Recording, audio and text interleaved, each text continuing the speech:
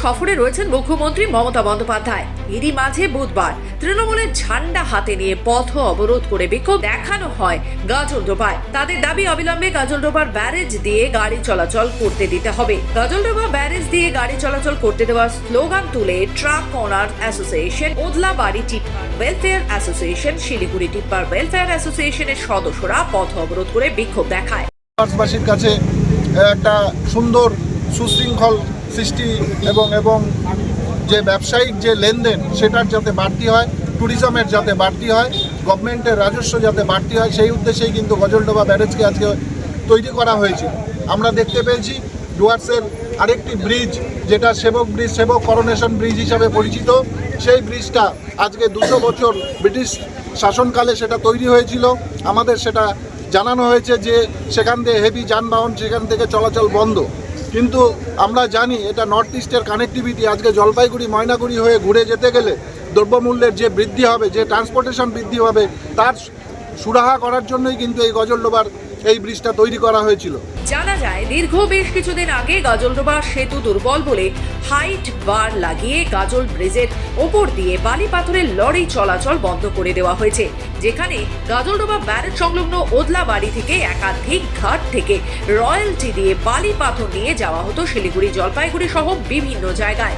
Gajoldoba barrage বন্ধ থাকার জন্য সমস্ত জায়গায় বালি পাথর যাওয়া বন্ধ হয়ে রয়েছে। পাশাপাশি বেকার হয়ে পড়েছে হাজার হাজার সাধারণ মানুষ। না খেয়ে দিন কাটাতে হচ্ছে সাধারণ শ্রমজীবী মানুষদের, এমনটাই দাবি তাদের। তাই এদিন বিভিন্ন ট্রাক অ্যাসোসিয়েশন ও সাধারণ শ্রমজীবী মানুষেরা শিলিগুড়ির অদূরে গাজলডোবা জাতীয় সড়ক অবরোধ করে বিক্ষোভ দেখান। অপরদিকে গাড়ির মালিকের অভিযোগ, গাজলডোবা ব্যারেজে হাইট বার লাগিয়ে সাইনবোর্ড লাগিয়ে দেওয়া হয়েছে 6 টনের বেশি লোডের গাড়ি চলাচল করতে পারবে না, কিন্তু সেই পথ দিয়ে বড় বড় সিমেন্ট সহ বিভিন্ন ভারী যানবাহন চলাচল করছে, তাদের গাড়ি আটকানো হচ্ছে না, কিন্তু শুধুমাত্র বালি পাথরের গাড়ি আটকানো হচ্ছে বলে অভিযোগ। তাদের আরো অভিযোগ, তাদের গাড়ি যদি এইভাবে বন্ধ করে থাকে তাহলে মাস গেলে গাড়ির কিস্তি দেওয়া অসম্ভব হয়ে উঠেছে। এখানে যে আজকে জনজোয়ার, আগামীতে শুধু আজকে নয়, আমরা আজকের থেকে কর্মসূচি শুরু করলাম। ইতিমধ্যে আপনারা জানেন গত 4 তারিখ, অক্টোবর মাসের 4 তারিখ আমাদের মাননীয় ডিএম মহাশয়া একটি নোটিফিকেশনের মাধ্যমে জারি করেছে যে তিস্তা ব্যারেজের ওপর দিয়ে 6 টনের বেশি কোনো গাড়ি যাতায়াত করতে পারবে না।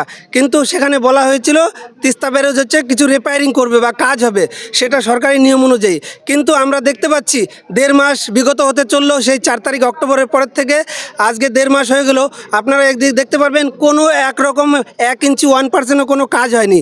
কিন্তু আমরা চাই যদি কোনো কিছু কাজ করাতেও থেকে থাকে তা অবিলম্বে যেন সেটি 10-15 দিনের মধ্যে কাজ সমাপ্ত করে আমাদের যে গাড়ি, আমাদের বৈধ গাড়ি, বালু পাথরের গাড়ি, যেটা পাসিং অনুযায়ী আমরা বৈধ ঘাট থেকে রয়্যালটি গভর্নমেন্টকে চালান দিয়ে যে মালটা আমরা তিস্তা ব্যারেজের উপর দিয়ে নিয়ে যাই, আমাদের ব্যবসা সম্পূর্ণ গাজলডোবা থেকে গিয়ে শিলিগুড়ি, ফুলবাড়ি, রাজগঞ্জ এই সমস্ত জায়গায় আমাদের বালু পাথর পরে সেই ব্যবসা করে আমরা 350 গাড়ির মালিক তার সঙ্গে জড়িত অতপ্রত প্রত্যক্ষ হবে। কিন্তু এটা বাদ দিয়েও পরোক্ষভাবে তার সঙ্গে খালাসি, ড্রাইভার, লেবার, শ্রমিক, নদীর লেবার দিয়ে 3,500 থেকে 5,000 শ্রমিক আজকে বেকার।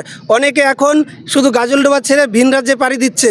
পাশাপাশি এই গাড়ির ওপর নির্ভর করে হাজারো হাজারো মানুষের জীবন জীবিকা ও পরিবার নির্ভর করে। তারা আজ বেকার হয়ে পড়ে রয়েছে। তাই অবিলম্বে তাদের গাড়ি চলাচল করতে দেওয়া হোক, এই দাবি জানান তারা। শিলিগুড়ি থেকে কৃষ্ণা দাসের রিপোর্ট, খবর বাংলা।